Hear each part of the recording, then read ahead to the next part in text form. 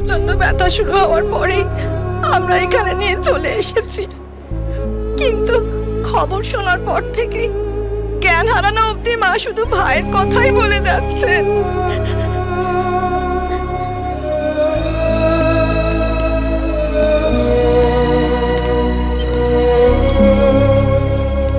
আর আমাদের home minister গেলেন? হ্যাঁ, একই মায়ের পেটে কি করে এভাবে একসাথে জন্মায় রাম রাবণ কে জানে।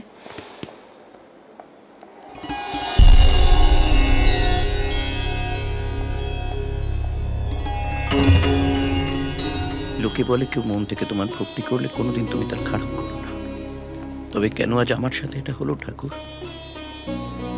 একটা ছেলের অপরাধের সাজা কেন তার মাকে ভুগতে হচ্ছে? কেন? আমি তো সারা জীবন তোমার পুজো করে এসেছি ঠাকুর, তুমি আমার মাকে ভালো করে দাও।